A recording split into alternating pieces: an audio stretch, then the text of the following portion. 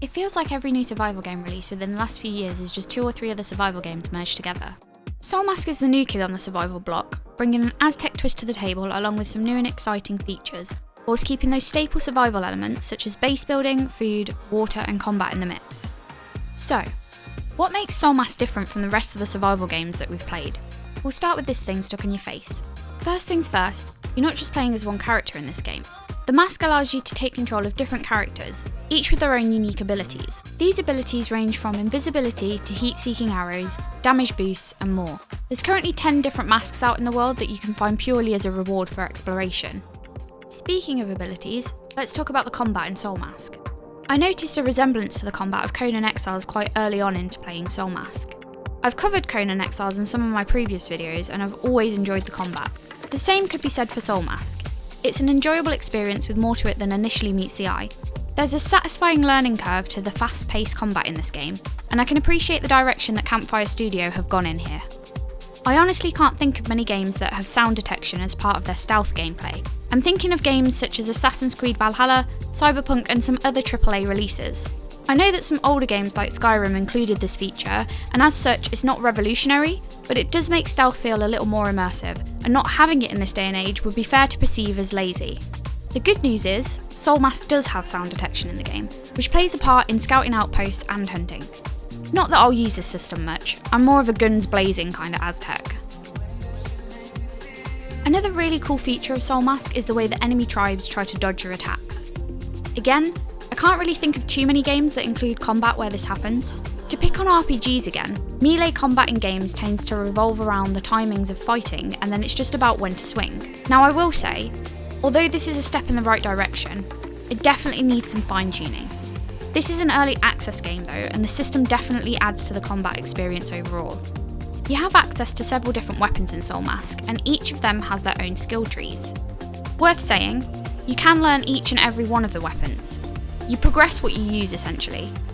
Every 30 levels, you unlock a new special ability for that weapon, and there are 120 levels per weapon in total. I can't not talk about the finishing moves in Soulmask. I'm a big fan of Skyrim and the Witcher games, and finishes never really got old in those games, so definitely something I appreciate seeing brought back by Soulmask.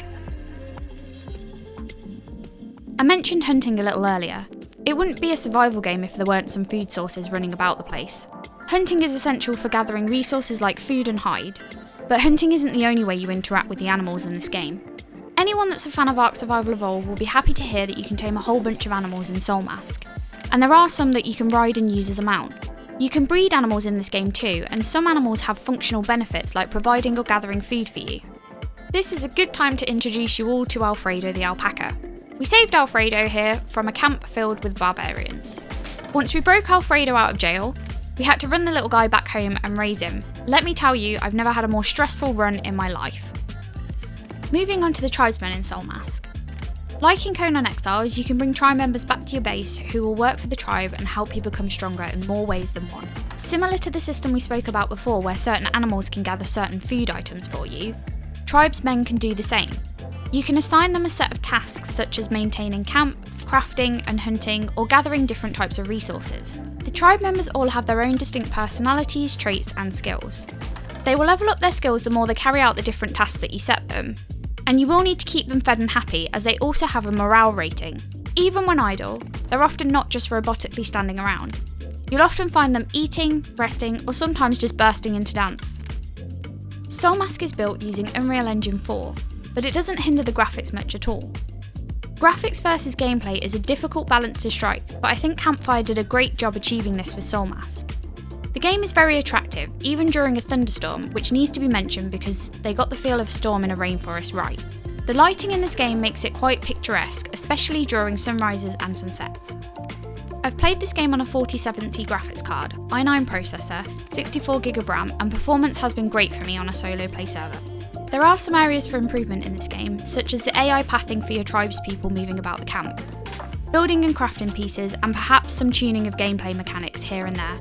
But this is an early access game, and so far I've had a lot of fun and would definitely say that Soulmask is a refreshing addition to the survival genre, and I can't wait to see what else they will add to the game. If you made it this far in the video, thank you so much for watching. If you enjoyed the video, please hit the like button. That helps me out a lot, and consider subscribing to the channel if you want to see more videos like this. See you next time.